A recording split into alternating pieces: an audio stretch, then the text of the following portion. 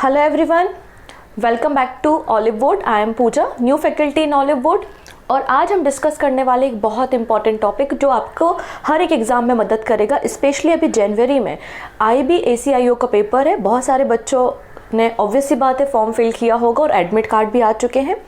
तो उन सभी बच्चों के लिए खास तौर पे सीरीज़ लॉन्च की गई है जिसमें हम 2023 का क्विक रिवीजन करेंगे, कौन कौन से इंपॉर्टेंट इवेंट्स 2023 में हुए थे। इसके अलावा अप्रैल मई में भी आपको कई सारे एग्ज़ाम्स देखने को मिलेंगे। SSC का कैलेंडर भी आने वाला है। तो आपको भी पता है आजकल एग्ज़ाम में पैटर्न जो चल रहा है वो एक साल के करंट अफेयर्स से कुछ नहीं होता, लगभग आपको 1.5 ईयर के करंट अफेयर्स पढ़ने होते हैं। तो ये करंट अफेयर्स आपको बहुत मदद करेंगे। और ऑब्वियस सी बात है रिसेंटली जो अपॉइंटमेंट हुई है, जैसे कि BRO की अपॉइंटमेंट है, CISF, ITBP, ये अपॉइंटमेंट तो चेंज होने वाली नहीं है, लगभग 2 सालों तक यही अपॉइंटमेंट रहने वाली है।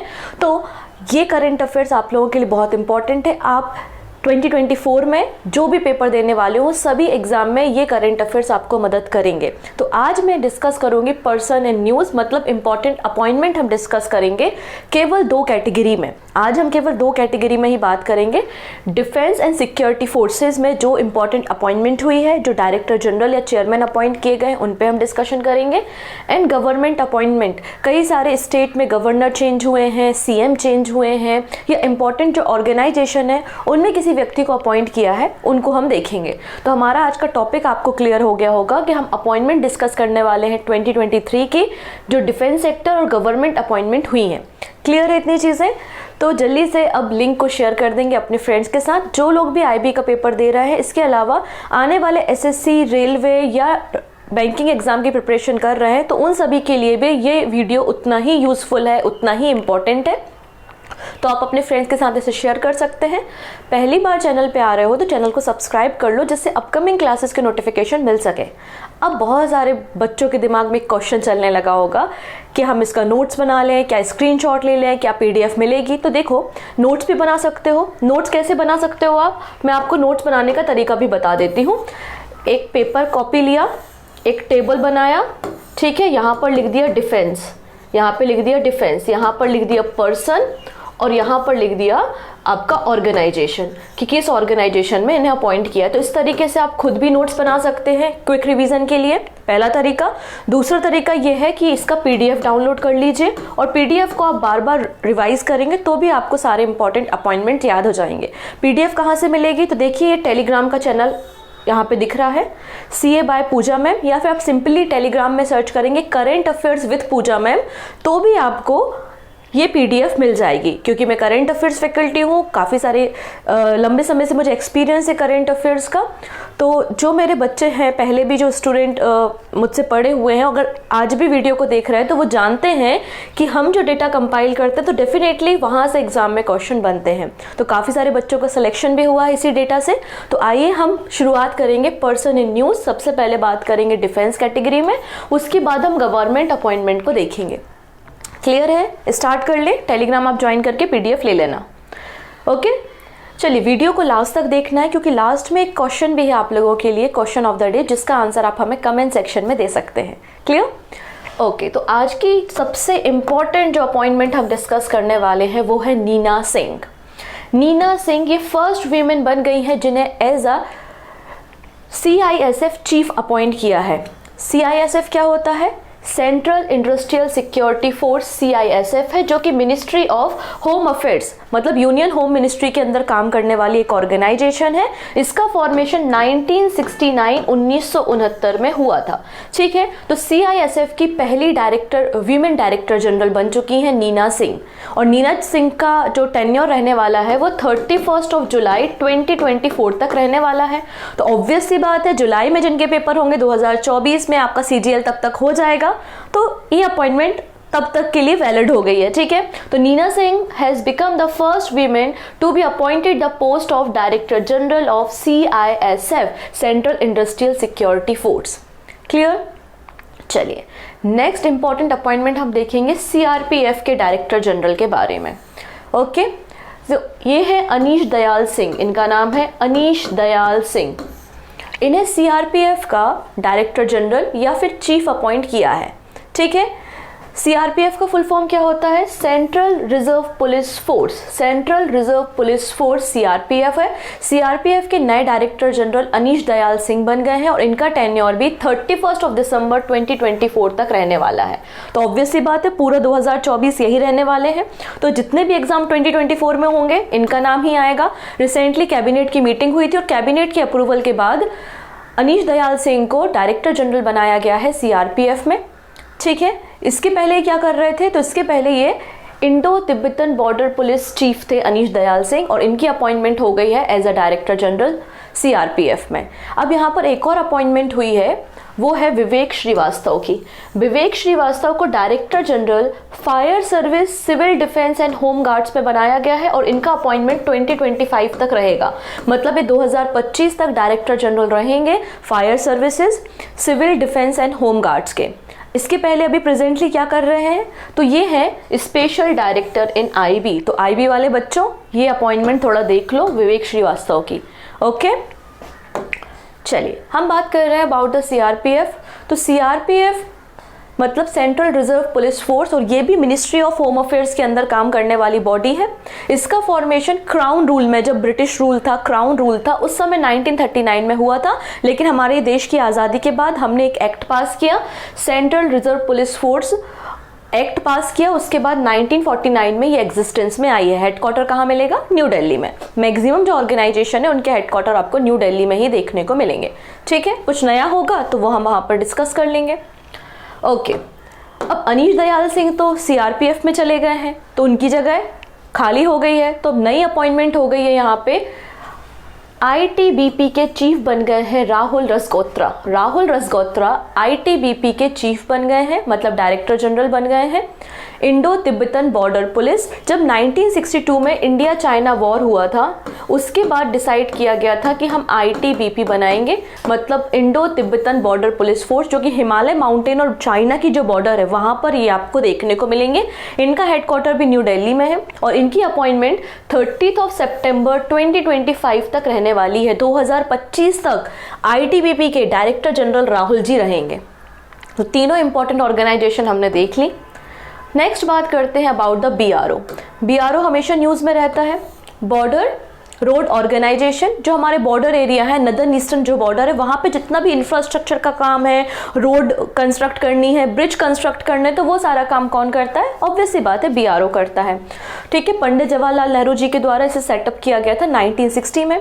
ओके, मिनिस्ट्री ऑफ डिफेंस के अंदर आपको देखने को मिलेगा बीआरओ। तो बीआरओ के 28 नंबर के डायरेक्टर जनरल बन गए हैं lieutenant general Raghu Srinivas.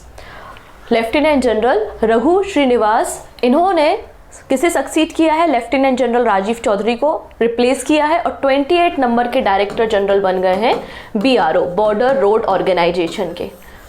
Important appointment है बीआरओ, हमेशा न्यूज़ में रहता है, याद रखेंगे आप। ओके, नेक्स्ट है रॉ। रॉ के बारे में सुना होगा आप लोग ने, कई सारी मूवीज़ में चर्चा होती है। रॉ मतलब रिसर्च एंड एनालिसिस विंग का मतलब होता है रॉ। ठीक है, जिसका फॉर्मेशन 1968 में किया गया था। अगेन न्यू दिल्ली में हेड ऑफिस है। RN राव और इंदिरा गांधी जी इसकी फाउंडर हैं। तो रॉ को इंदिरा गांधी ने सेटअप कराया था। तो रॉ का मतलब रिसर्च एंड एनालिसिस विंग है। एंड रॉ के चीफ बन गए हैं रवि सिन्हा। ये कौन है? रवि सिन्हा है। रवि सिन्हा रॉ के नए चीफ बन गए हैं, तो इनका नाम आप याद रखेंगे। Okay, done. नेक्स्ट पर्सन हम देखेंगे RPF. RPF railway protection force. अगर ट्रेन में कुछ कभी गड़बड़ हो जाए, कोई परेशानी हो जाए, तो हम 139 पे कॉल करते हैं, आरपीएफ को कॉल करते हैं, राइट। तो आरपीएफ के डायरेक्टर जनरल बन चुके हैं यहाँ पे मनोज यादव। ठीक है, ये है मनोज यादव जी, जो कि आरपीएफ के नए डायरेक्टर जनरल होंगे रेलवे प्रोटेक्शन फोर्स के।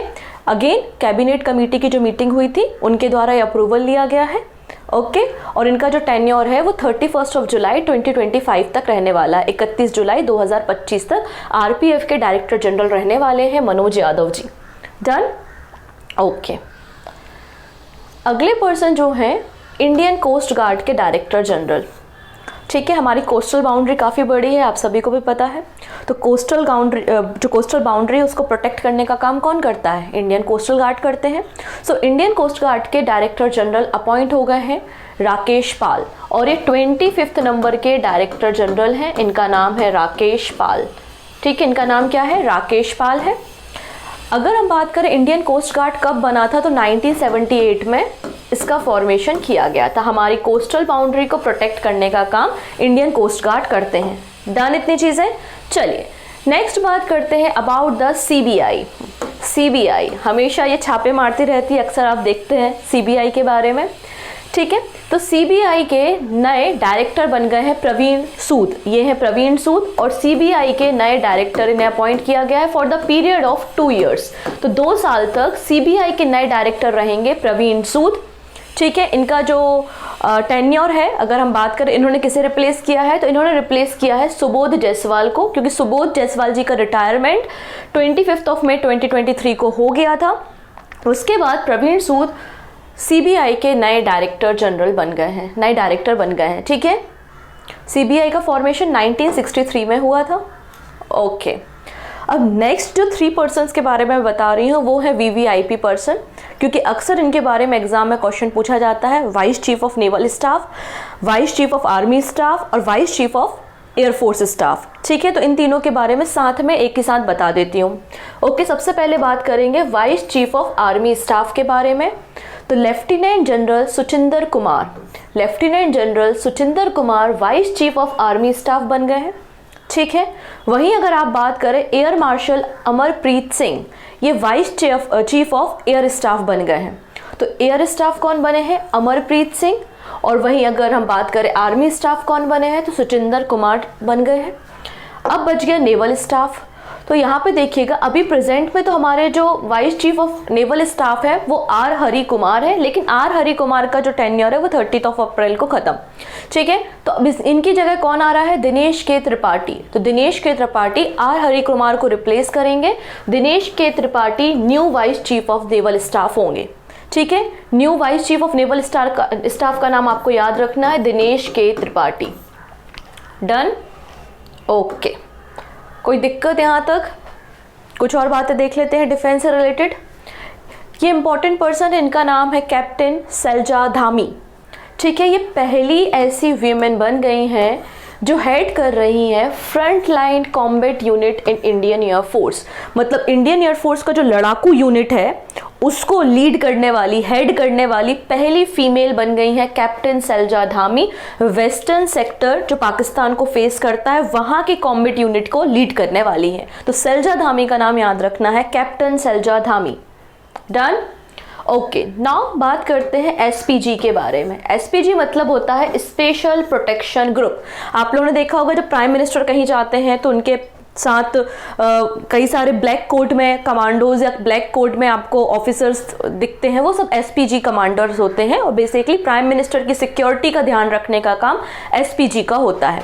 ठीक है, तो प्राइम मिनिस्टर की सिक्योरिटी का काम किसके पास है? एसपीजी के पास है। और एसपीजी कब स्टार्ट हुई है? 1985 में स्टार्ट हुई है। ओके, कोई दिक्कत नहीं। अब बात कर रहे हैं आलोक शर्मा। तो आलोक शर्मा नए डायरेक्टर बन गए हैं एसपीजी के। आलोक शर्मा नए डायरेक्टर बन गए हैं एसपीजी के। ओके, नेक्स्ट है आर्म फोर्स ट्रिब्यूनल। ठीक है, जैसे कि हमारा कोई मामला होता है, कोई केस है, मतलब कुछ विवाद हो गया, डिस्प्यूट हो गया, तो हम केस करने कहाँ जाते हैं? कोर्ट में जाते हैं। ठीक है, फिर स्पेसिफिक किसी एक मैटर पे, जैसे कि अगर एनवायरनमेंट का इंक्रोचमेंट हुआ है, एनवायरनमेंट को कोई लॉसेज हो रहे हैं, तो इसके लिए एक सेपरेट कोर्ट बनाई गई विच इज़ एनजीटी, मतलब नेशनल ग्रीन ट्रिब्यूनल्स। तो वैसे ही जो केसेस होते हैं आर्म फोर्सेस में, उनके लिए भी एक ट्रिब्यूनल बनाई जाती है जिसको हम आर्म फोर्स ट्रिब्यूनल कहते हैं। तो हम इसी आर्म फोर्स ट्रिब्यूनल के चेयरमैन के बारे में बात कर रहे हैं। तो जस्टिस राजेंद्र मेनन, ये है जस्टिस राजेंद्र मेनन। इनको सेकेंड टर्म के लिए चेयरमैन ऑफ आर्म फोर्सेस बनाया गया है। ठीक है, पहली बार 2019 में अपॉइंट हुआ था, वापस से इनको रीअपॉइंट कर दिया गया और इनका टेन्योर कब तक रहने वाला है? 2027 तक रहने वाला है। या तो ये 70 ईयर्स के हो जाए या तो 2027 तक इनका टेन्योर रहने वाला है। जस्टिस राजेंद्र मेनन चेयरमैन बन गए हैं आर्म फोर्सेस ट्रिब्यूनल के। ठीक है, ओके, नेक्स्ट बात कर लेते हैं अगली एक ऑफिसर है, उनका नाम है कैप्टन शिवा चौहान। ये पहली वीमेन ऑफिसर बन गई हैं जिनको ऑपरेशनली डिप्लॉय किया गया है कुमार पोस्ट इन सियाचिन ग्लेशियर। सियाचिन ग्लेशियर आपको पता है कि वर्ल्ड का हाईएस्ट बैटलफील्ड है। लगभग 15,632 फीट की हाइट पर आपको कुमार पोस्ट देखने को मिलेगी और इस पोस्ट में ऑपरेशनली डिप्लॉय किया गया है कैप्टन शिवा को। ठीक है, तो कैप्टन शिवा चौहान का नाम आपको याद रखना है। अगर हम सियाचिन ग्लेशियर की बात करें तो काराकोरम रेंज में आपको सियाचिन ग्लेशियर मिलेगा। तो ये एक स्टैटिक और बहुत अच्छा क्वेश्चन बन सकता है कि सियाचिन ग्लेशियर किस रेंज का पार्ट है, तो आंसर हो जाएगा काराकोरम रेंज का पार्ट है। नेक्स्ट बात करते हैं हम बीआरओ के फॉरेन असाइनमेंट के बारे में। देखिएगा, बीआरओ का काम आपको समझ में आ चुका है। जितने भी हमारे नदर्न ईस्टर्न सेक्टर में या फिर चाइना पाकिस्तान की बॉर्डर हमारे साथ है, तो जितने भी बॉर्डर एरियाज़ हैं वहाँ पर जो इंफ्रास्ट्रक्चर का काम होता है, पुल बनाना है, ब्रिज बनाना है, कुछ भी काम करना है, तो वो बीआरओ करती हैं। तो बीआरओ कई बार फॉरेन असाइनमेंट भी उठाते हैं कि भूटान में कोई रोड कंस्ट्रक्शन करने लगे हम, नेपाल में कोई काम हम करने लगे, जो भी आपके सिक्योरिटी पर्पस के लिए ज़रूरी है या फिर दूसरी कंट्री ने हमें बोला है, तो ऐसे फॉरेन असाइनमेंट भी होते हैं। तो कैप्टन सुरभि जखमोला ये पहली वीमेन ऑफिसर बन गई हैं जिनको फॉरेन असाइनमेंट, बीआरओ के फॉरेन असाइनमेंट में डिप्लॉय किया गया है। कहाँ पर? एक फॉरेन असाइनमेंट है भूटान का, तो भूटान में एक प्रोजेक्ट चल रहा है बीआरओ का, और बीआरओ के उस प्रोजेक्ट में शामिल हो गई है कैप्टन सुरभि, और ये पहली वीमेन ऑफिसर बन गई है जो किसी फॉरेन असाइनमेंट में शामिल हुई हैं। अब कैप्टन सुरभि के बाद आपको एक और नाम बहुत इंपॉर्टेंट है, याद रखना, रट लेना है, अवनी चतुर्वेदी। अवनी चतुर्वेदी तो जापान के साथ, इंडिया और जापान की एक एक्सरसाइज होती है जिसका नाम है वीर गार्जियन एक्सरसाइज, जो कि 12 जनवरी से 26 जनवरी के बीच में 2023 में हुई थी। तो अवनी चतुर्वेदी को डिप्लॉय किया गया था, स्क्वाड्रन जो मतलब फ्लीट भेजा गया उसको लीड करने के लिए। कहाँ पर? वीर गार्जियन एक्सरसाइज में। ओके, नाउ मूव करते हैं एनएसए। एनएसए क्या होता है? नेशनल सिक्योरिटी एडवाइज़र होते हैं। एनएसए अभी कौन है? तो अजीत डोभाल हैं, सभी को पता होगा इनके बारे में, कई बार इनकी पिक्चर आपने देखी होंगी। ठीक है, तो नेशनल सिक्योरिटी एडवाइज़र कौन है अभी? अजीत डोभाल है। और हम बात कर रहे हैं डिप्टी एनएसए। तो डिप्टी एनएसए किसे अपॉइंट किया गया है? तो आंसर हो जाएगा पंकज कुमार सिंह। ये है पंकज कुमार सिंह, इन्हें deputy national security adviser appoint किया गया है for the period of 2 years, 2 सालों के लिए। ठीक है, नेक्स्ट बात करेंगे एसएसबी के बारे में, सशस्त्र सीमा बल, एसएसबी।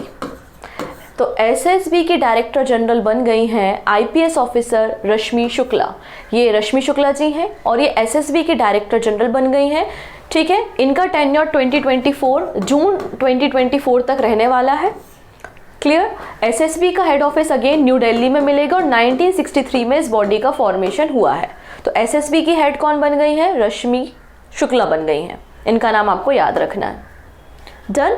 तो ये कुछ इंपॉर्टेंट पर्सन थे। तो बेसिकली मैंने जो सारी मेजर ऑर्गेनाइजेशन है हमारी कंट्री की, उनके बारे में आपको बता दिया। कोस्टल गार्ड के बारे में, SSB, NSA, ITBP, BRO, BSF, ठीक है, इनके बारे में हमने देख लिया। तो ये डिफेंस से रिलेटेड कुछ पर्सन्स थे, खास पर्सन्स थे जो न्यूज़ में थे, क्योंकि लिस्ट तो बहुत बड़ी है लेकिन समय कम है, हमें पढ़ना उतना ही है जहाँ से क्वेश्चन एग्जाम में आ जाए। ठीक है, तो अब हम बात कर लेते हैं कुछ गवर्नमेंट अपॉइंटमेंट्स के बारे में, मतलब गवर्नर के बारे में, या सीएम है, कोई नया मिनिस्टर अपॉइंट हुआ है, उन सब के बारे में हम एक एक करके डिस्कस कर लेते हैं। ओके है, यहाँ तक किसी को कोई दिक्कत? अगर कोई दिक्कत होती है, कुछ समझ में नहीं आया, तो आप टेलीग्राम पे मुझे मैसेज भी कर सकते हैं, कोई दिक्कत नहीं। ठीक है, पीडीएफ भी टेलीग्राम से मिलेगी। तो जल्दी से हम गवर्नमेंट अपॉइंटमेंट स्टार्ट कर रहे हैं, उसके पहले लिंक को शेयर कर देंगे। सभी लोग लिंक को शेयर करेंगे अपने फ्रेंड्स के साथ। ओके, चलिए, सबसे पहले रिसेंटली क्या हुआ, कुछ स्टेट में इलेक्शन हुए, जैसे कि छत्तीसगढ़, राजस्थान, मध्य प्रदेश, इन सब में इलेक्शन हुए। और जब इलेक्शन होते तो ऑब्वियस सी बात है वहाँ का स्टेट का सीएम अपॉइंट होगा। तो हम बात कर लेते हैं सबसे पहले एमपी के सीएम के बारे में। मध्य प्रदेश के मुख्यमंत्री किसे बनाया गया है? तो मोहन यादव जी को बनाया गया है। आप यहाँ पिक्चर में देख सकते हैं, ये है शिवराज सिंह चौहान जो इसके पहले चीफ मिनिस्टर हुआ करते थे, और ये है मोहन यादव। तो मोहन यादव जी नए चीफ मिनिस्टर हैं मध्य प्रदेश के। और नरेंद्र सिंह तोमर जी को स्पीकर बनाया गया है असेंबली का। जैसे कि लोकसभा के स्पीकर ओम बिरला जी है ना, वैसे जो विधानसभा होती हैं तो विधानसभा के स्पीकर होते हैं। तो विधानसभा एमपी विधानसभा के जो स्पीकर बनाए गए हैं वो नरेंद्र सिंह तोमर को बनाया गया है। ठीक है, इस बार एक और नई चीज देखने को मिली, हर एक राज्य में जहां पर भी इलेक्शन हुए सीएम अपॉइंट हुए, सीएम के साथ साथ डिप्टी चीफ मिनिस्टर को भी अपॉइंट किया गया है। तो यहाँ पे आप देखेंगे जगदीश देवड़ा और राजेंद्र शुक्ला, जगदीश देवड़ा एंड राजेंद्र शुक्ला ये दो एमएलएज हैं जिनको डिप्टी चीफ मिनिस्टर बनाया गया है एमपी का, मध्य प्रदेश का। ठीक है, मध्य प्रदेश के बाद अगले इलेक्शन के बारे में बात कर लेते हैं छत्तीसगढ़ में भी इलेक्शन हुए थे और छत्तीसगढ़ में पहले ट्राइबल चीफ मिनिस्टर बन गए हैं विष्णुदेव साय। ठीक है, ये विष्णु जी हैं, विष्णुदेव साय कन्वर ट्राइब से बिलोंग करते हैं और ये छत्तीसगढ़ के पहले आप कह सकते हैं कि ट्राइबल मुख्यमंत्री बन गए हैं। ओके, नेक्स्ट है राजस्थान। तो राजस्थान में भी इलेक्शन हुए और राजस्थान में जो नए चीफ मिनिस्टर बने उनका नाम है भजन लाल शर्मा। तो आप बिल्कुल तीनों राज्यों को याद रख सकते हो कि विष्णु मतलब भगवान कृष्ण बोल सकते हैं और कृष्ण भगवान को हम मोहन भी बोलते हैं। ठीक है, तो विष्णु मोहन भजन, तो विष्णु मोहन और उनके भजन। ठीक है, तो ऐसे आप याद रख सकते हैं। तो भजन लाल शर्मा जो है वो चीफ मिनिस्टर बन गए हैं राजस्थान के। इसके अलावा दिया कुमारी एंड प्रेमचंद्र बैरवा ये डिप्टी चीफ मिनिस्टर बने हैं राजस्थान के। एंड वसुदेव देवनानी राजस्थान असेंबली के स्पीकर बने हैं। वसुदेव देवनानी असेंबली स्पीकर बने हैं राजस्थान के। और राजस्थान के ये भजन लाल शर्मा 14th नंबर के चीफ मिनिस्टर हैं। ठीक है, इन्होंने किसे रिप्लेस किया है? अशोक गहलोत जी को। ठीक है, नेक्स्ट बात करते हैं अबाउट द कर्नाटका। सो कर्नाटका के नए हम चीफ मिनिस्टर के बारे में बात करते हैं। तो कांग्रेस पार्टी के लीडर हैं सिद्धरमैया ये 24th नंबर के चीफ मिनिस्टर बन गए हैं कर्नाटका के। वहीं DK Shiv Kumar deputy chief minister बने हैं कर्नाटका के। तो सिद्धरमैया और शिव दोनों कहाँ से एसोसिएटेड हो गए? कर्नाटका से। एक बन गए चीफ मिनिस्टर और एक बन गए डिप्टी चीफ मिनिस्टर।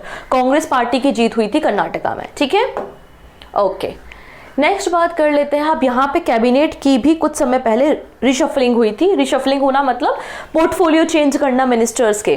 तो जैसे कि ये है किरण रिजिजू जो कि मिनिस्ट्री ऑफ लॉ को संभालते थे, लेकिन मिनिस्ट्री ऑफ लॉ अब किसको दे दी गई? अर्जुन राम मेघवाल को। ये है अर्जुन राम मेघवाल, इनके पास मिनिस्ट्री ऑफ लॉ है। किरण रिजिजू के पास आ गया मिनिस्ट्री ऑफ अर्थ साइंस। तो ये रीशफलिंग हुई थी। ठीक है, किरण रिजिजू को कौन सी मिनिस्ट्री दे दी? Ministry of earth science. और कानून मंत्रालय किसको दे दिया? अर्जुन राम मेघवाल को। तो ये रीशफलिंग आप थोड़ा सा याद रखेंगे, इंपॉर्टेंट है इसलिए। डन, चलिए नेक्स्ट बात करते हैं about the Meghalaya and Nagaland. तो मेघालय के चीफ मिनिस्टर के बारे में बात करें तो नेशनल पीपल्स पार्टी के प्रेसिडेंट कोनार्ड के संगमा ये चीफ मिनिस्टर बन गए हैं मेघालय के सेकेंड टाइम। ठीक है, और गवर्नर कौन है मेघालय के? फग्गू चौहान है, जिन्होंने इन्हें ओथ कराई थी, शपथ दिलाई थी। इसके अलावा नेशनलिस्ट डेमोक्रेटिक प्रोग्रेसिव पार्टी मतलब एनडीपीपी के लीडर नेफ्यू रियो, ये है नेफ्यू रियो जो कि नागालैंड के 5th टाइम आप देखेंगे चीफ मिनिस्टर बन गए हैं। तो नागालैंड और मेघालय के चीफ मिनिस्टर भी आप याद रखिएगा। लास्ट में मैं आपको सारे स्टेट मतलब लगभग 13 स्टेट के गवर्नर के बारे में बताऊंगी जो रिशफलिंग हुई है, चेंजेस हुए हैं, वो आपको लास्ट में बताया जाएगा। चलिए अगला अपॉइंटमेंट देखते हैं नालसा के बारे में। तो नालसा का फुल फॉर्म एग्जाम में पूछा जा सकता है। तो नालसा का मतलब है national legal services authority. NALSA act 1987 में आया था, जिसका मकसद क्या है? जो पुअर एंड वीकर सेक्शन है हमारी सोसाइटी के, उनको फ्री लीगल जस्टिस प्रोवाइड करना, फ्री लीगल सर्विसेज प्रोवाइड करना, ये बेसिकली नालसा का मकसद है।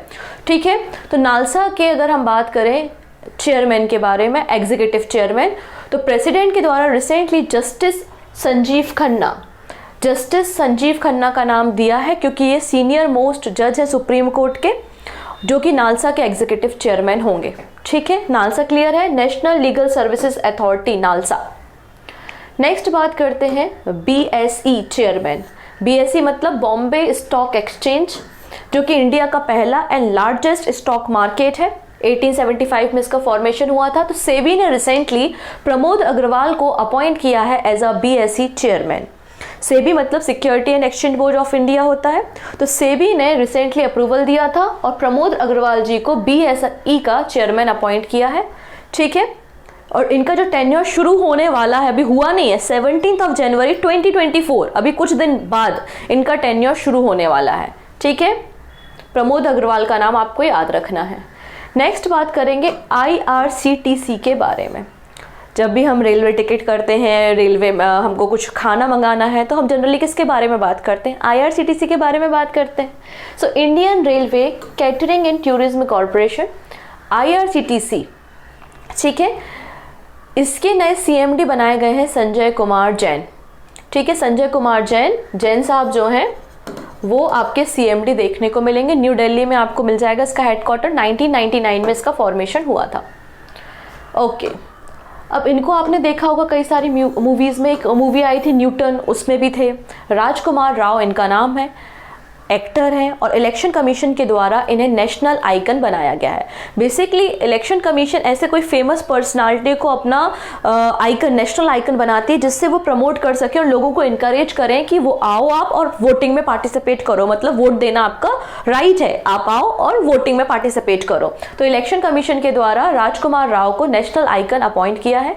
और चीफ इलेक्शन कमिश्नर कौन है? तो राजीव कुमार है, ठीक है। नेक्स्ट बात करते हैं, अगेन एक बॉलीवुड एक्टर है जिनका नाम है R माधवन। इन्हें प्रेसिडेंट बनाया गया है फिल्म इंस्टीट्यूट पुणे का। तो ministry of information and broadcasting ने एक्टर R माधवन को अपॉइंट किया है as a president of FTII, मतलब film and television institute of India, जो कि एक गवर्निंग काउंसिल है और ministry of information and broadcasting के अंदर काम करती है। क्लियर? महाराष्ट्र पुणे में सिचुएटेड है और 1960 में इसका फॉर्मेशन हुआ था, 1960 में। क्लियर हो गया? गवर्नमेंट अपॉइंटमेंट बहुत सारी है, आराम से पढ़ो, ठीक है। नोट्स बनाना तो बना सकते हो। अगले पर्सन जो है ED के डायरेक्टर बन गए हैं। ED मतलब क्या होता है? Enforcement directorate. तो राहुल नवीन इनका नाम है।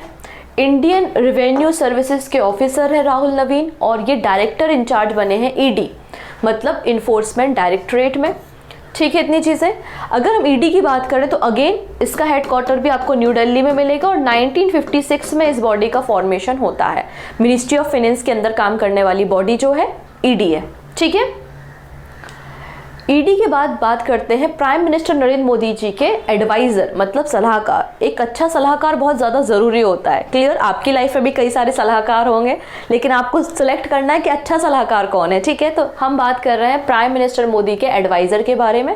Department of personnel and training के द्वारा अमित खरे को रीअपॉइंट किया गया as a adviser of prime minister Narendra Modi, मतलब इनका टेन्योर फर्दर एक्सटेंड किया गया है। 2021 से ही अमित खरे जो है एडवाइज़र हैं प्राइम मिनिस्टर नरेंद्र मोदी के, ठीक है। जो न्यू एजुकेशन पॉलिसीज़ आई हैं हमारी कंट्री में, उसको भी बनाने में की रोल रहा है अमित खरे जी का, ठीक है। अगले जो पर्सन है वो है VVIP पर्सन। ये नाम आपको पेपर में मिलने की प्रोबेबिलिटी ज़्यादा रखता है। मैं बात कर रही हूँ CBC मतलब सेंट्रल विजिलेंस कमिश्नर के बारे में। प्रवीण कुमार श्रीवास्तव जी को CBC अपॉइंट किया गया और ये अपॉइंटमेंट कौन करता है? President of India. तो हमारे जो प्रेसिडेंट है द्रौपदी मुर्मू, उनके द्वारा ओथ ने कराई गई है। सेंट्रल विजिलेंस कमिश्नर कौन बन गए हैं? प्रवीण कुमार श्रीवास्तव बन गए हैं। CBC जो अपनी रिपोर्ट बनाता है, तो CBC अपनी रिपोर्ट भी प्रेसिडेंट को ही देता है, ठीक है। तो CBC का फॉर्मेशन एंटी करप्शन कमेटी एक तैयार की गई थी, जिसको हम बोलते हैं संथानम कमेटी, ठीक है। एंटी करप्शन कमेटी जिसके चेयरमैन थे के संथानम 1964 में। तो उसी कमेटी की रिकमेंडेशन के बाद 2003 में CBC का फॉर्मेशन हुआ है। 2003 में फोर्स में आया है, स्टैच्यूटरी स्टेटस पाया है CBC ने, सेंट्रल विजिलेंस कमिश्नर। तो आपको प्रवीण कुमार श्रीवास्तव का नाम याद रखना है। इन्होंने सुरेश एन पटेल को रिप्लेस किया है, ओके। अब है UPSC।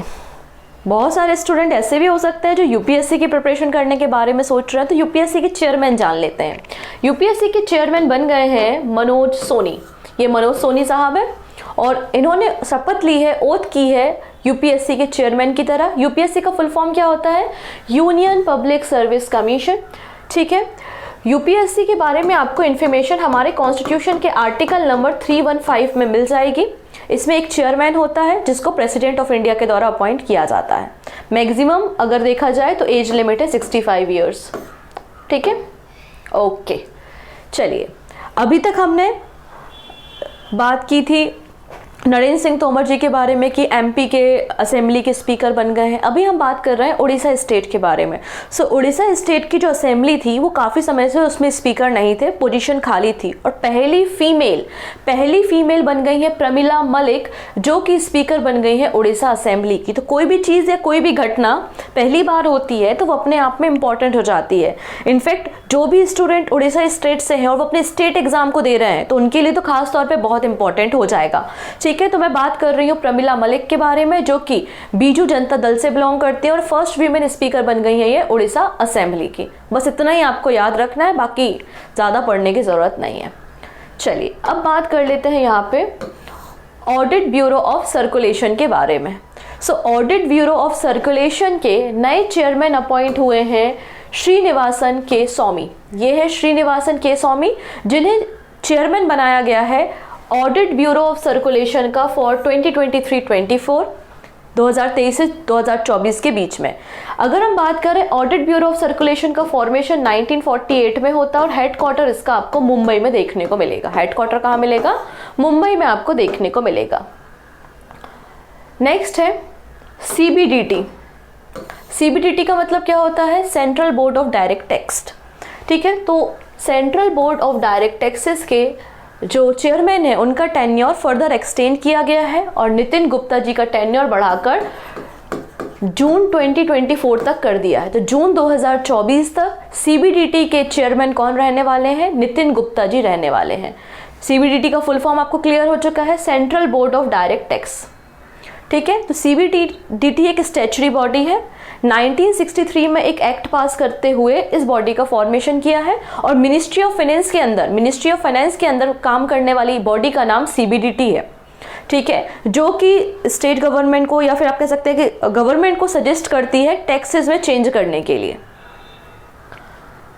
नेक्स्ट है SBI, state bank of India के अगर हम बात करें चेयरमैन दिनेश कुमार खारा, इनका टेन्योर भी फर्दर एक्सटेंड किया है और एसबीआई के चेयरमैन अब ये अगस्त 2024 तक रहेंगे।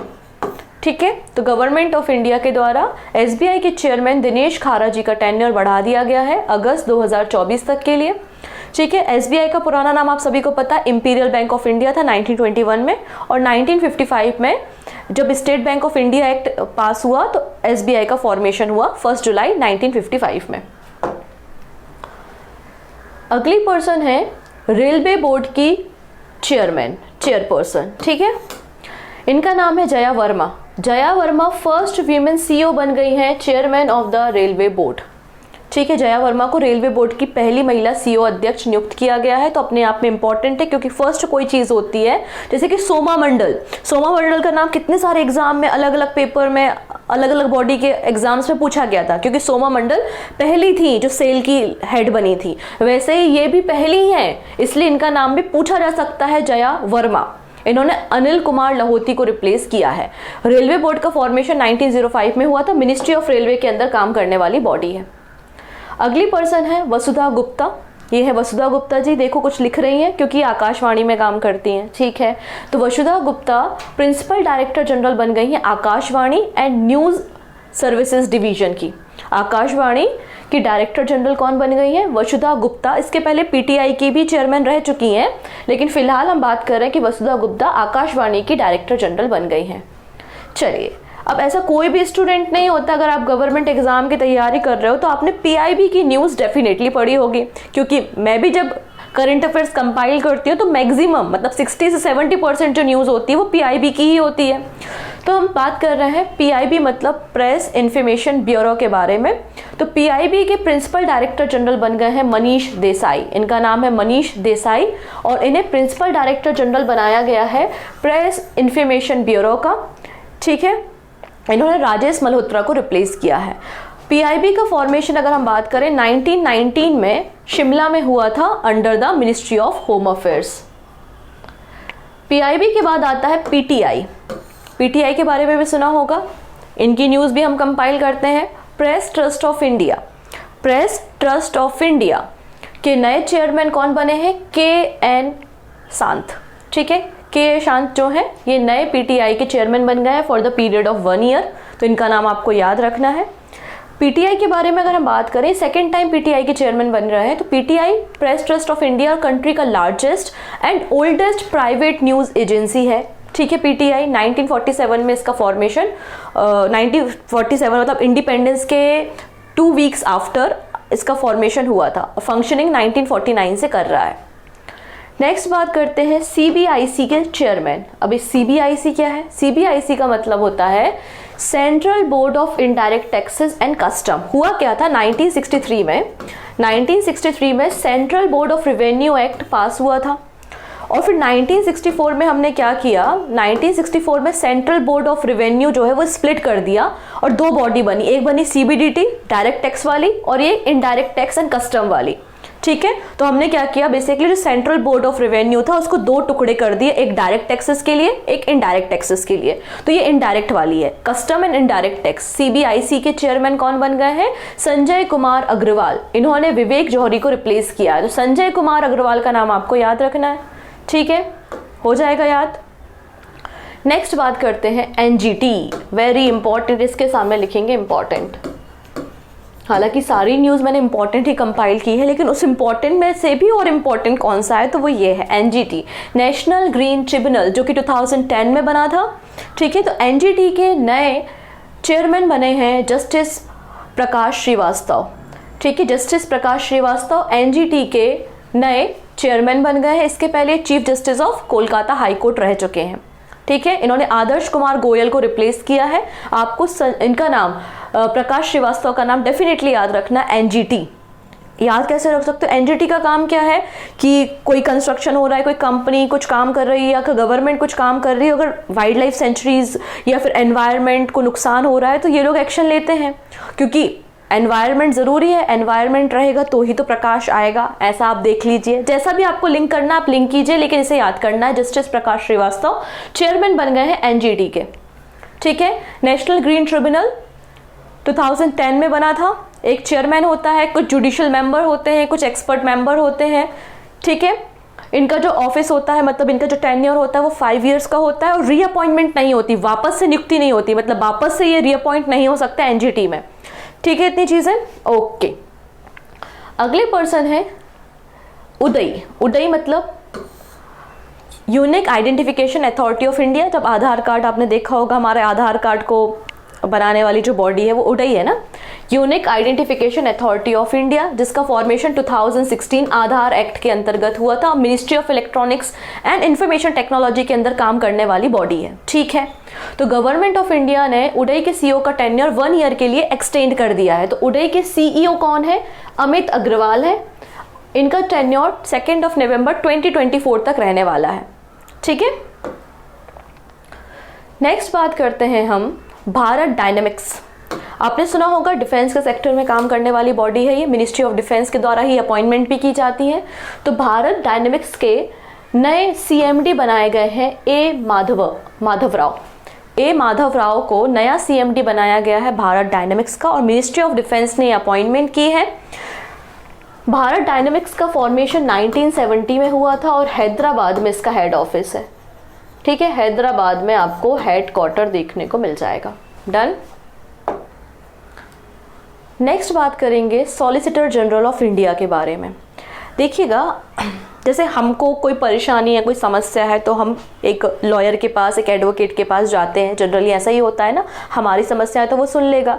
अब हमारे सेंट्रल गवर्नमेंट की कुछ प्रॉब्लम है, सेंट्रल और स्टेट का कोई डिस्प्यूट चल रहा है, या सेंट्रल गवर्नमेंट पे किसी ने केस कर दिया, तो उनके पास भी तो अपना वकील, अपना लॉयर होना चाहिए। तो सबसे बड़ा हमारा जो फर्स्ट लॉ ऑफिसर होता है कंट्री का, वो होता है अटॉर्नी जनरल ऑफ इंडिया। ठीक है, अगर आपसे पूछ लिया जाए कि फर्स्ट लॉ ऑफिसर कंट्री का कौन होता है, तो आप बोलेंगे अटॉर्नी जनरल ऑफ इंडिया। और अटॉर्नी जनरल ऑफ इंडिया को असिस्ट करने के लिए होते हैं सॉलिसिटर जनरल ऑफ इंडिया। ठीक है, सॉलिसिटर ऑफ जनरल इंडिया कौन बन गए हैं? तुषार मेहता। इन्हें रीअपॉइंट किया गया है for the period of 3 year. 2018 से Tushar Mehta solicitor general of India है। इनका टेन्योर फर्दर 3 ईयर्स के लिए एक्सपांड कर दिया गया है, और सेकेंड हाईएस्ट लॉ ऑफिसर कहलाते हैं आपको कौन? Solicitor general of India. ठीक है, नेक्स्ट बात करते हैं हम, गवर्नमेंट ऑफ इंडिया ने अपॉइंट किया है अश्विनी कुमार को यूको बैंक का एमडी एंड सीईओ। तो यूको बैंक यूको बैंक 1943 में बना था कोलकाता में, ठीक है। यूनाइटेड कमर्शियल बैंक इसका फुल फॉर्म होता है। और यूको बैंक के एमडी एंड सीईओ कौन बन गए हैं? आंसर हो जाएगा अश्विनी कुमार बन गए हैं। कितने सालों के लिए? 3 इयर्स, 3 सालों के लिए। ओके, नेक्स्ट है जूलॉजिकल सर्वे ऑफ इंडिया के डायरेक्टर जनरल। तो जूलॉजिकल सर्वे ऑफ इंडिया के डायरेक्टर जनरल बन गए हैं जनार्दन प्रसाद। जनार्दन प्रसाद बन गए हैं, इन्होंने डॉक्टर एस राजू को सक्सीड किया है। तो जनार्दन जी अब क्या करेंगे? जूलॉजी में काम करेंगे। तो जूलॉजिकल सर्वे ऑफ इंडिया का फॉर्मेशन 1951 में हुआ था। कोलकाता वेस्ट बंगाल में इसका हेडक्वार्टर है और मिनिस्ट्री ऑफ माइंस के अंदर काम करता है। इंपॉर्टेंट बॉडी है, याद रखेंगे इसका हेडक्वार्टर। स्पेशली एग्जाम में, रेलवे के एग्जाम में से पूछा गया था, ठीक है। नेक्स्ट बात करते हैं हम, government appoints BARC director AK. Mohanty, AK. Mohanty as new atomic energy commission chairman. तो बार्क के बारे में जान लेते हैं पहले। तो बार्क होता है भाभा एटॉमिक रिसर्च ऑर्गेनाइजेशन या centre, Bhabha atomic research centre, ठीक है, जिसका फॉर्मेशन होमी जहांगीर भाभा ने किया था। इसके ही डायरेक्टर थे ए.के. मोहंती, लेकिन अब इनको गवर्नमेंट ने एटॉमिक एनर्जी कमीशन का चेयरमैन बनाया है। एटॉमिक एनर्जी कमीशन के चेयरमैन कौन बन गए हैं? आपको यहाँ पे पता होगा, अजीत कुमार मोहंती, जिनका नाम है ए.के. मोहंती, ठीक है। इन्होंने के.एन. व्यास को रिप्लेस किया है।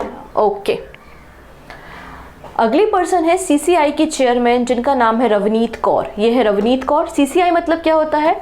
कंपटीशन कमीशन ऑफ इंडिया, ठीक है। कंपटीशन कमीशन ऑफ इंडिया का फॉर्मेशन एक एक्ट के जरिए हुआ था। एक्ट 2002 में आया था और बॉडी का फॉर्मेशन 2003 में हुआ था। तो कंपटीशन कमीशन ऑफ इंडिया के चेयरमैन बन गई हैं रवनीत कौर। इनका टेन्योर 5 इयर्स के लिए होगा या 65 इयर्स, जो भी पहले हो जाए। मतलब या तो इनकी एज पहले 65 साल हो जाए या फिर 5 इयर्स के लिए इनका अपॉइंटमेंट किया गया है। ओके, नेक्स्ट है PFRDA। मतलब क्या होता है इसका फुल फॉर्म? देख लेते हैं। Pension fund regulatory and development authority. Important point है भाई सरकारी वालों, इंपॉर्टेंट है। देखो, PFRDA मतलब pension fund regulatory and development authority के चेयरमैन बन गए हैं दीपक मोहंती। वो ए.के. मोहंती थे एटॉमिक पावर वाले, और ये दीपक मोहंती है पेंशन वाले, ठीक है ना। पेंशन नहीं दोगे तो एटॉमिक बॉम्ब छोड़ देंगे, ठीक है। तो ऐसे आप याद कर सकते हैं, दोनों के चेयरमैन मोहंती उनका सरनेम है। ओके, इन्होंने एस बंदोपाध्याय को रिप्लेस किया है। अब अगर बात करें pension fund regulatory and development authority का फॉर्मेशन 2003 में हुआ था, 2003 में। अब देखिएगा, आप लोगों ने पिछले कुछ समय में एक ज़बरदस्त मुद्दा सुना होगा, old pension scheme and new pension scheme.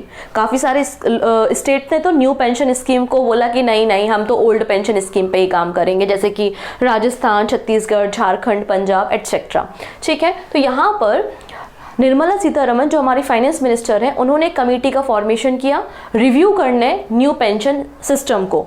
तो इस कमेटी के जो चेयरमैन बनाए गए हैं वो फाइनेंस सेक्रेटरी टी.वी. सोमनाथन को बनाया गया है। टी.वी. सोमनाथन कौन है? फाइनेंस सेक्रेटरी है, मतलब वित्त विभाग में आपको सचिव देखने को मिलेंगे, ठीक है। इतनी चीजें। ओके, नेक्स्ट है कंट्रोलर जनरल ऑफ अकाउंट। अब बिल्कुल कंफ्यूज मत होना बिटवीन CAG और CGA, बस नाम अलग अलग है, ठीक है ना। ये CAG मतलब controller and auditor general of India, जो कि गिरीश चंद्र मुर्मू है, ठीक है, गिरीश चंद्र जी हैं। हम बात कर रहे हैं यहाँ पे CGA मतलब कंट्रोलर जनरल ऑफ अकाउंट। तो कंट्रोलर जनरल ऑफ अकाउंट बनाए गए हैं SS दुबे, ठीक है। SS दुबे नए कंट्रोलर जनरल ऑफ अकाउंट बन गए हैं। इनका काम क्या होगा? ये प्रिंसिपल एडवाइजर की तरह काम करते हैं यूनियन गवर्नमेंट के, और यूनियन गवर्नमेंट के इंटरनल ऑडिटिंग का काम भी इनके पास ही होता है, ठीक है। अगली जो पर्सन न्यूज में है उनका नाम है सुरेखा यादव। आपने इनका नाम पहले भी सुना होगा, सतारा महाराष्ट्र से बिलोंग करती है और कंट्री की पहली फीमेल ट्रेन ड्राइवर है सुरेखा यादव। इन्होंने 1988 में पहली बार ट्रेन को चलाया था, लेकिन अब ये रन करने वाली हैं वंदे भारत एक्सप्रेस। तो एशिया की फर्स्ट वीमेन लोको पायलट है सुरेखा यादव, जो कि अब वंदे भारत एक्सप्रेस को रन करेंगे सोलापुर से लेकर छत्रपति शिवाजी महाराज टर्मिनल के बीच में। अच्छा, मिनिस्ट्री ऑफ रेलवे किसके पास है? तो अश्विनी वैष्णव संभाल रहे हैं। ओके, नेक्स्ट बॉडी का नाम है ICAI। ICAI का मतलब क्या होता है? Institute of chartered accountant of India, ठीक है। ICAI institute of chartered accountant of India, जो कि मिनिस्ट्री ऑफ कॉर्पोरेट अफेयर्स के अंदर काम करने वाली एक बॉडी है, और 1949 में इस बॉडी का फॉर्मेशन हुआ था। तो ICAI के प्रेसिडेंट कौन बन गए हैं? अनिकेत सुनील तलाटी। ये है अनिकेत सुनील तलाटी बन गए हैं प्रेसिडेंट। इसके अलावा वाइस प्रेसिडेंट भी बने हैं रंजीत कुमार अग्रवाल। ठीक है। नीति आयोग, हमारा थिंक टैंक जो कि प्लानिंग कमीशन को रिप्लेस करके तैयार किया गया था, नीति आयोग, और नीति आयोग के चेयरमैन प्राइम मिनिस्टर ही होते हैं। लेकिन हम बात कर रहे हैं नए CEO के बारे में। तो नीति आयोग के नए CEO अपॉइंट हुए हैं VVR सुब्रमण्यम। इन्होंने परमेश्वरम अय्यर को रिप्लेस किया है। ठीक है, क्योंकि परमेश्वरम अय्यर एग्जीक्यूटिव डायरेक्टर बन गए हैं वर्ल्ड बैंक में for the period of 2 years, इसलिए उनकी पोजीशन खाली हो गई थी। और नीति आयोग के नए CEO बन गए हैं VVR सुब्रमण्यम। इसको लिखेंगे इंपॉर्टेंट क्वेश्चन। नेक्स्ट है चीफ इंफॉर्मेशन कमिश्नर। पहले हमने CBC के बारे में बात की थी, विजिलेंस कमीशन। अब हम बात कर रहे हैं इंफॉर्मेशन कमिश्नर के बारे में। आप लोगों ने एक एक्ट के बारे में सुना होगा, RTI एक्ट। जब हमारा क्वेश्चन आंसर कुछ गलत हो जाता है या हमें डाउट लगता है कि यार बोर्ड ने आंसर गलत दे दिया, तो हम क्या लगाते हैं? RTI लगाते हैं अपनी आंसर शीट को चेक करने के लिए। तो RTI एक्ट 2005 में आया था। उसी एक्ट के बाद ये CIC का फॉर्मेशन, चीफ इंफॉर्मेशन कमिश्नर का फॉर्मेशन हुआ। तो यहाँ पे है हीरालाल समारिया। ये है हीरालाल समारिया, जो कि पहले इंफॉर्मेशन कमिश्नर थे, इनको प्रमोट कर दिया गया और अभी चीफ इंफॉर्मेशन कमिश्नर बन गए। ठीक है, इतनी चीजें। तो चीफ इंफॉर्मेशन कमिश्नर कौन बन गए हैं? हीरालाल समारिया बन गए हैं। President of India Droupadi Murmu के द्वारा इनकी अपॉइंटमेंट की है, और पहले पर्सन है दलित कम्युनिटी के जो कि इस पोस्ट पे पहुंचे हैं। फर्स्ट पर्सन है दलित कम्युनिटी के। ओके। नेक्स्ट है फिक्की के नए डायरेक्टर, सेक्रेटरी जनरल। फिक्की का मतलब होता है federation of Indian chamber of commerce and industry. ठीक है। फिक्की के नए सेक्रेटरी जनरल बन गए हैं शैलेश पाठक। ये है पाठक जी, शैलेश पाठक इनका नाम है, और नए सेक्रेटरी जनरल बन गए हैं। तो फिक्की के प्रेसिडेंट कौन है? फिक्की के प्रेसिडेंट है शुभ्रकांत पांडा। फिक्की का फॉर्मेशन 1927 में हुआ था न्यू दिल्ली में। घनश्याम दास बिरला जी के द्वारा इसका फॉर्मेशन किया गया था। अब फिक्की एंड अगला बॉडी है फसई का मतलब है food safety and standard authority of India. इस बॉडी का फॉर्मेशन 2008 में हुआ था, और ministry of health and family welfare के अंदर काम करने वाली बॉडी है, न्यू दिल्ली में हेड ऑफिस है। ठीक है। अब हम बात कर लेते हैं फिक्की के चीफ एग्जीक्यूटिव ऑफिसर मतलब CEO के बारे में। तो फसई के CEO के बारे में, फिक्की बोल दिया, फसई के CEO के बारे में हम बात कर रहे हैं। जी कमलावर्धन राव फसई के नए CEO बन गए हैं। तो फिक्की और फसई, मैं कंफ्यूज हो गई, आप मत होना, ठीक है। ओके। लास्ट न्यूज़ पे हम डिस्कशन करेंगे, लास्ट है हमारी। हम बात कर रहे हैं कुछ रीशफलिंग के बारे में। कुछ नए स्टेट में गवर्नर अपॉइंट हुए हैं, कुछ गवर्नर्स ने रेजिग्नेशन दिया है, उन सबको हम एक एक करके डिस्कस कर लेते हैं। ठीक है, आप लिस्ट बना सकते हैं, PDF आपको मिल ही जाएगी। सबसे पहले है 2 गवर्नर जिन्होंने रेजिग्नेशन दिया था। एक है महाराष्ट्र के गवर्नर जिनका नाम है भगत सिंह कोश्यारी, इन्होंने इस्तीफा दिया था, रेजिग्नेशन दिया था। दूसरे हैं राधा कृष्ण माथुर जो कि लेफ्टिनेंट गवर्नर ऑफ लद्दाख थे, इन्होंने भी रेजिग्नेशन दिया। तो 2 गवर्नर्स ने रेजिग्नेशन दिया, इस्तीफा दिया। किसको देंगे? प्रेसिडेंट को ही देंगे। देखो सिंपल सा कॉन्सेप्ट है, जो अपॉइंटमेंट करता है उसको ही जाके हम अपना रेजिग्नेशन थमा देते हैं। ठीक है, इतनी चीजें। तो 2 गवर्नर ने रिजाइन किया है, भगत सिंह कोश्यारी जो कि गवर्नर थे महाराष्ट्र के, एंड राधा कृष्ण माथुर जो कि लेफ्टिनेंट गवर्नर थे लद्दाख के। अब यहाँ पे 6 फ्रेश अपॉइंटमेंट हुई हैं। यहाँ पे देखो 13 स्टेट में गवर्नर अपॉइंट हुए हैं, तो 6 जो है वो फ्रेश अपॉइंटमेंट है, लेकिन जो 7 है उनमें आपको रीशफलिंग देखने को मिलती है। तो हम उन 7 को भी देखेंगे कैसी रीशफलिंग हुई है, लेकिन पहले हम 6 फ्रेश गवर्नर पे डिस्कशन करेंगे। ओके, तो हम फ्रेश अपॉइंटमेंट देख लेते हैं। सबसे पहले बात करते हैं गवर्नर ऑफ अरुणाचल प्रदेश। तो अरुणाचल प्रदेश के गवर्नर बने हैं लेफ्टिनेंट जनरल केवल त्रिविक्रम पटनायक। ठीक है, तो अरुणाचल प्रदेश गए और केवल की प्राप्ति हो गई। ठीक है, ऐसा आप देख लीजिए। ओके, तो केवल अरुणाचल प्रदेश के गवर्नर बन गए हैं। लक्ष्मण प्रसाद आचार्य गवर्नर बने हैं सिक्किम के। ठीक है, लक्ष्मण जी सिक्किम पहुंच गए हैं, अयोध्या में पहुंच गए भगवान राम जी, तो लक्ष्मण जी ने बोला मैं सिक्किम घूम के आता हूँ।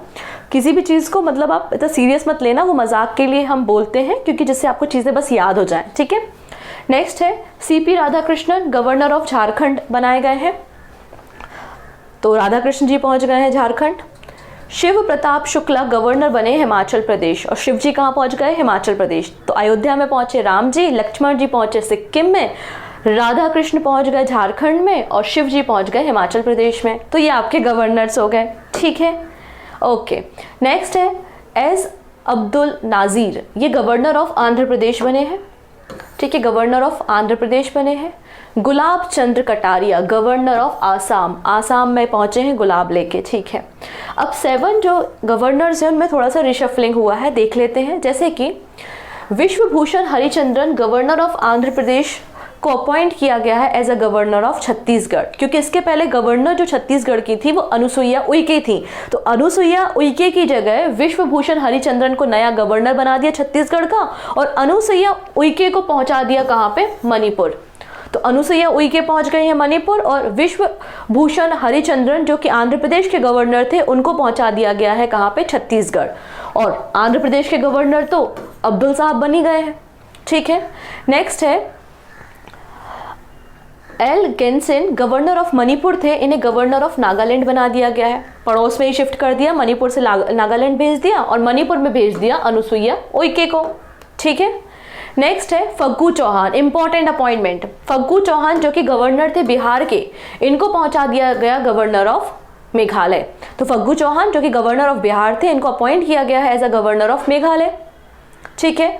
तो फिर क्या बिहार में गवर्नर नहीं है? है बेटा, है। राजेंद्र विश्वनाथ अर्लेकर जो कि गवर्नर थे हिमाचल प्रदेश के, इन्हें पहुंचा दिया गया है गवर्नर ऑफ बिहार। तो बिहार में पहुंच गए हैं राजेंद्र विश्वनाथ अर्लेकर। अब भगत सिंह कोश्यारी जी ने तो इस्तीफा दे दिया था, तो रमेश वैश्य, इन्हें गवर्नर ऑफ महाराष्ट्र बनाया गया है, जो कि गवर्नर ऑफ झारखंड हुआ करते थे, अब गवर्नर ऑफ महाराष्ट्र है रमेश वैश्य। इंपॉर्टेंट है ये नाम भी, आप याद रखेंगे। फिर ब्रिगेडियर बीडी मिश्रा जो कि गवर्नर ऑफ अरुणाचल प्रदेश थे, इन्हें लेफ्टिनेंट गवर्नर ऑफ लद्दाख पहुंचा दिया गया है, अगेन इंपॉर्टेंट, ठीक है। माथुर जी की जगह ली है बीडी मिश्रा ने, लेफ्टिनेंट गवर्नर ऑफ लद्दाख। तो ये कुछ इंपॉर्टेंट पर्सन्स थे जिनके बारे में आपके साथ डिस्कस करना था। ये क्वेश्चन ऑफ द डे है, who is the 16th finance commission chairman of India. अभी रिसेंटली 16th फाइनेंस कमीशन का फॉर्मेशन हुआ है, उसके चेयरमैन कौन बने हैं, इस पे भी मैंने सेपरेट वीडियो लिया हुआ है, आप प्लेलिस्ट में जाके चेकआउट कर सकते हैं। और पीडीएफ के लिए आप टेलीग्राम ज्वाइन कर लेंगे। आई होप आपको अच्छा लगा होगा सेशन। अगर अच्छा लगता है तो अपने फ्रेंड्स के साथ शेयर डेफिनेटली करेंगे, ठीक है। सो मिलते हैं नेक्स्ट वीडियो में। Take care and bye bye.